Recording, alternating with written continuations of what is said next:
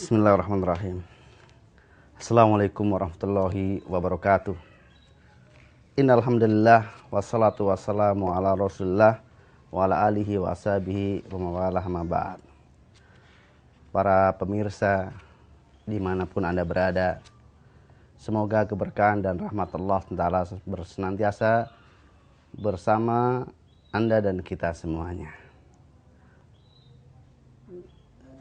Siapapun kita yang menyatakan dirinya sebagai seorang muslim, maka tentu saja semuanya telah menyatakan dua kalimat syahadat, asyhadu an la ilaha illallah wa asyhadu anna muhammadan rasulullah. Maka pada kesempatan yang berbahagia ini, saya sedikit akan menyampaikan tentang 4 konsekuensi syahadat.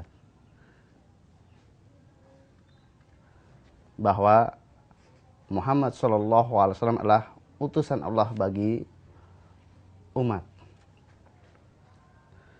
Setiap kita yang mengucapkan asyhadu anna muhammadan rasulullah, maka mengikat kepada kita 4 hal. Yang pertama adalah membenarkan seluruh beritanya. Maka tidaklah sah persaksian seorang muslim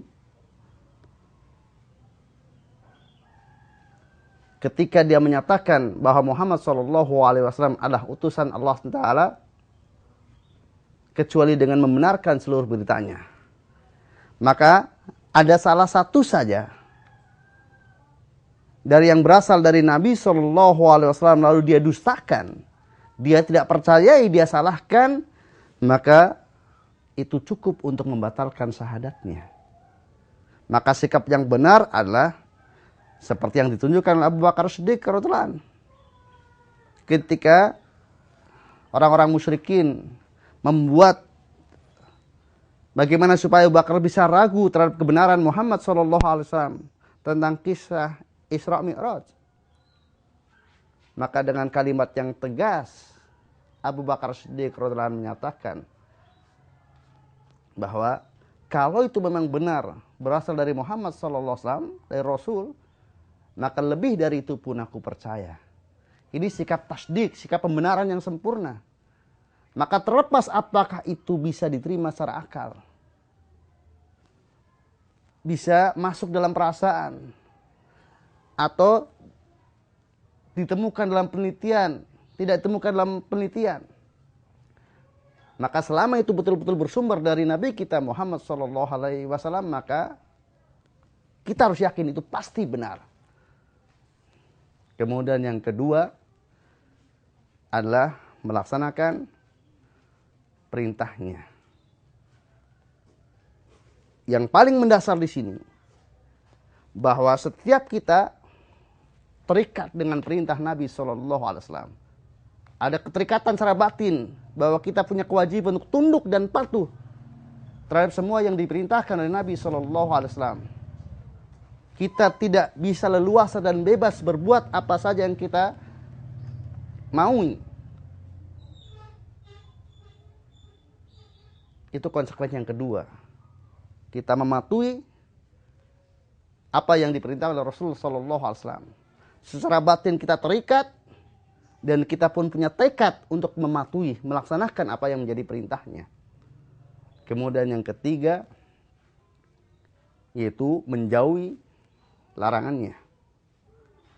Dan yang terprinsip di sini bahwa di dalam batin kita tersimpan bahwa kita terikat dengan larangan Nabi SAW. Kita tidak bebas untuk berbuat sesuatu tanpa kemudian mengkaitkan diri apakah dilarang atau tidak oleh Nabi kita Muhammad SAW.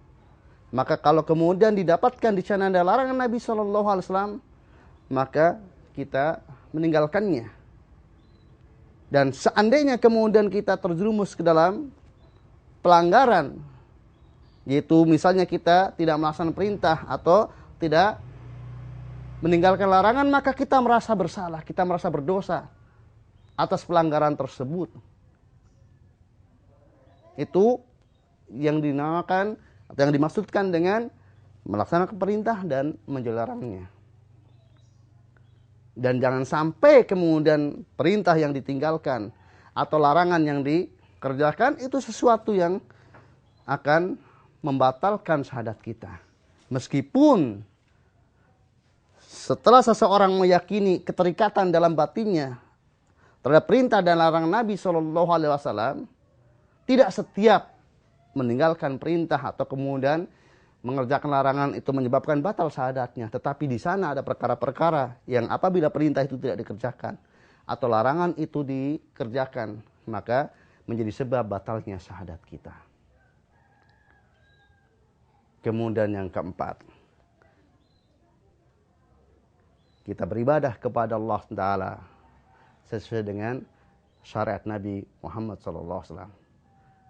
Nah, sebelumnya untuk yang ketiga dan untuk yang kedua dan ketiga tadi, Allah SWT telah firmankan, wa ma atakumur rasulu fakhuduhu wa ma nahakum anhu fantahu.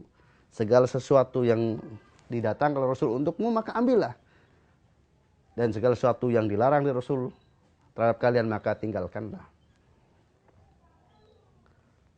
Dan yang keempat, itu kita beribadah kepada Allah Ta'ala hanya sesuai dengan syariatnya. Di seluruh aktivitas ibadah kita yang kita maksudkan dengan itu takarub kepada Allah Subhanahu wa taala, maka harus meneladani Rasulullah sallallahu alaihi wasallam. Tidak boleh kita beribadah kepada Allah dengan sesuatu yang tidak ada syariatnya. Kalaulah kemudian seseorang bebas beribadah kepada Allah sesuai dengan niat baiknya, tanpa terikat dengan syariat Rasulullah SAW, lalu untuk apa Allah SWT mengutus Rasulnya? Maka di antara misi yang paling mendasar, Allah mengutus Rasulnya adalah untuk kemudian memberikan contoh dan teladan bagaimana semestinya seseorang dalam beribadah kepada Allah Ta'ala semata yang itu diterima di sisi Allah Ta'ala. Maka barang siapa yang kemudian beribadah kepada Allah Ta'ala tanpa merujuk kepada teladan yang ditunjukkan oleh Nabi kita Muhammad SAW, maka akan tertolak. Man amila amalan laisa ali amruna fawarad. Barang siapa yang beramal dan dengan sebuah amalan yang tidak kami perintahkan, maka itu tertolak. Demikian Nabi kita SAW bersabda. Maka kaum muslimin rahimani wa rahmatullah, marilah 4 konsekuensi dari persaksian kita di syahadat kita bahwa Muhammad SAW adalah utusan Allah bagi umat ini, kita wujudkan baik secara lahir maupun secara batin. Semoga dengan demikian maka kita betul-betul menjadi pengikut Nabi SAW. Kita menjadi orang-orang yang masuk kategori mencintai Allah SWT.